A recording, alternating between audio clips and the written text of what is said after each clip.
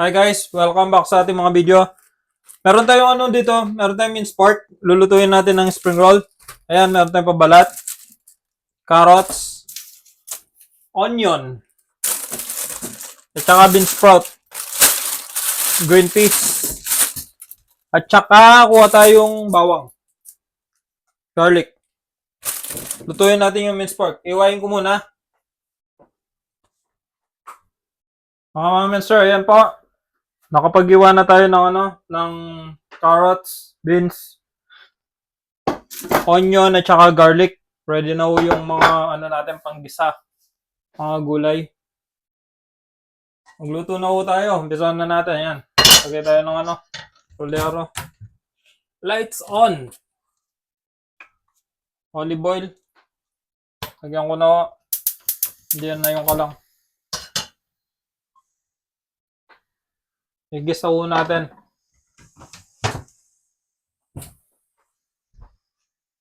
Okay na yung olive oil natin. Maggisa na tayo. Kunain ko na yung onion saka garlic. Sabayin ko na.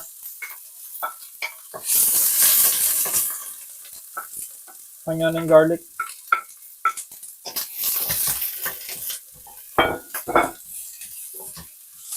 Palabasin na natin yung bango. Yung aroma na tinatawag.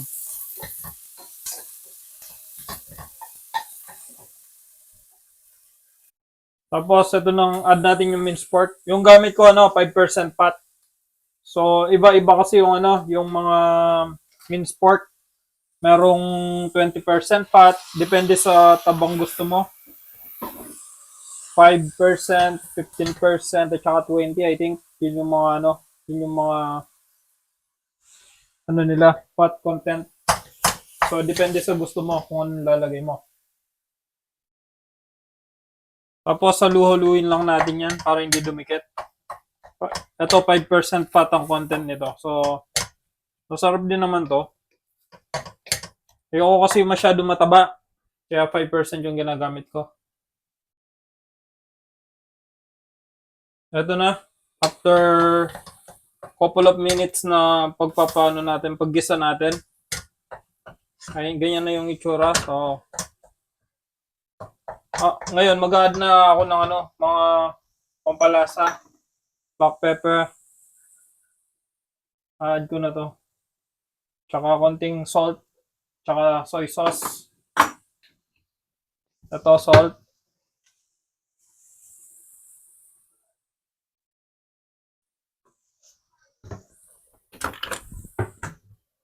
Soy sauce. Pampakulay lang to. Soy sauce. Tapos mag-add din tayo ng patis. Fish sauce.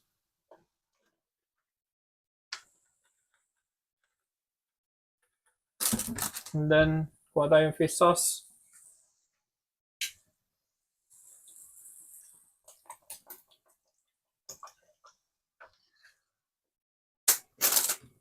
Kung anong meron dito, lagay natin.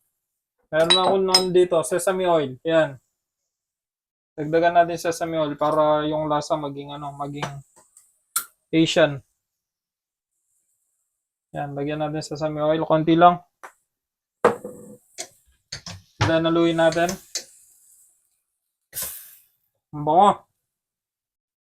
Yung sesame oil, ang bango niya. Yun yung naamoy ko.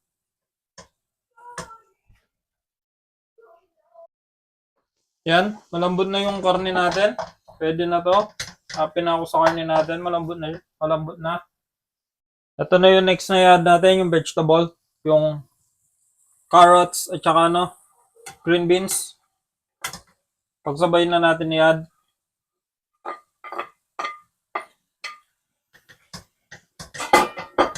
Kung mapapansin nyo, wala siyang masyadong sabaw. Yun yung goal natin, yung mawala yung sabaw. Kasi, pag ibabalot natin o i-wrap natin, dapat wala siyang sabaw. Kung hindi, masisira yung wrap natin. Pag ni-wrap natin sa sa wrapper, sa lumpia wrapper. Dapat wala siyang sabaw.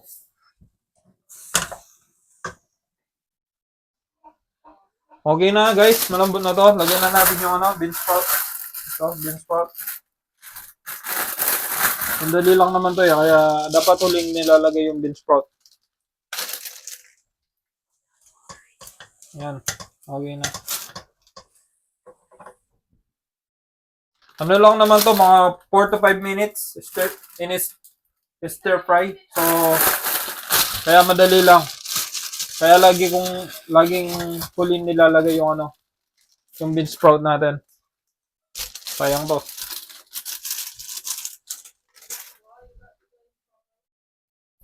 So guys, yan. Ito, naluto na natin yung natin. Yung palaman ng natin, spring roll. Ganyan na siya. So, okay na to. Natin, strainer natin. Tanggalin natin yung sauce. Kuha tayong strainer. Lagyan natin dito. Lagyan natin dito. Guys, ito. Next thing we do, magbabalot tayo. Ito yung pabalat. Ito na yung nagawa nating pampalaman. Balutin natin.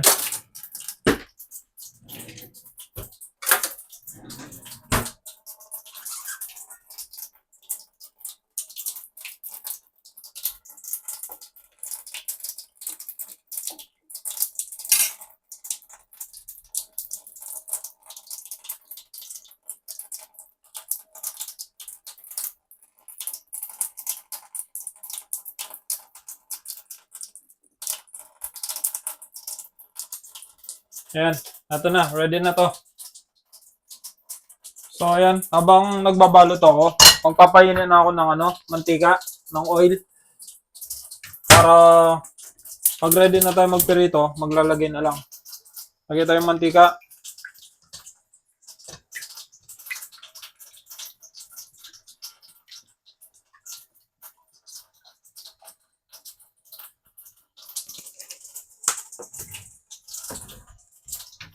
Ito na yung oil natin, painitin na natin.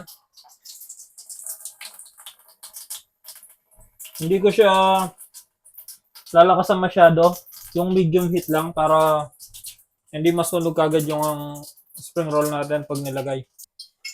So, ito na yung nabalot ko mga ma'am and sir. So, maglagay na tayo. Mag-fry na tayo. Punuin natin to. Make sure nakababad sa sa oil para magandang pagkaluto. Yan, punuin natin.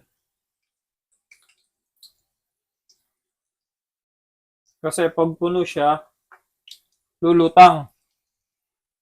Magpo-float sila, mas magandang pagkaluto. Yan, lagay na. So, ayan na. Malapit na maluto yung natin, mga spring roll. Meron pa natanggal na balat. Yan ang ganda ng pagkaluto niya. Happy na ako sa mga ganitong pagkaluto. Ang ganda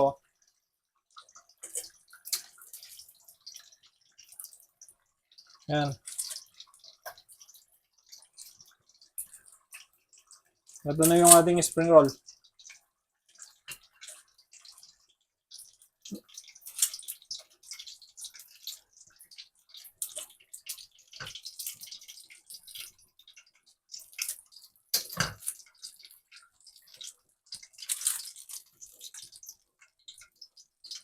So, ito na. Yung first batch natin na spring roll, naluto.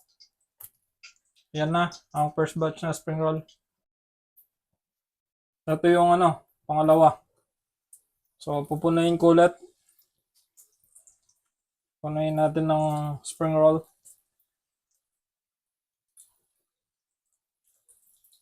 Pag naglalagay ako, kita nyo itong end niya, nakalubog sa mantika. Yung end. Para hindi magbukas.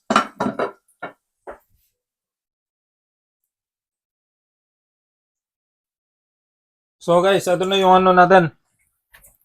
Last batch natin na spring roll. Luto na. Kunin na natin.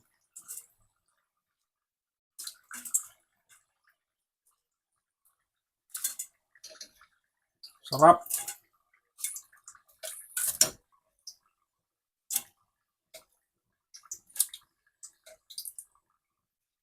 Tanggalin na natin sa mantika para Matuyo.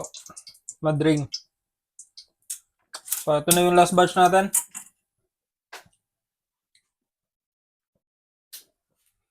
So guys, ito na yung ating homemade spring roll. Kain na tayo.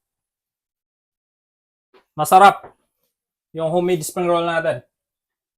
Try natin tingnan yung isa habang mainit.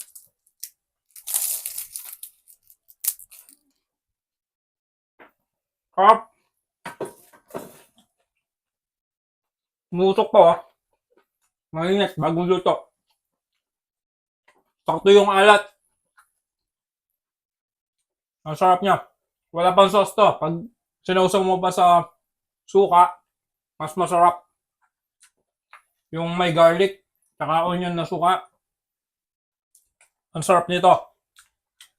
Bye-bye for now guys. Bye-bye. See you again next time.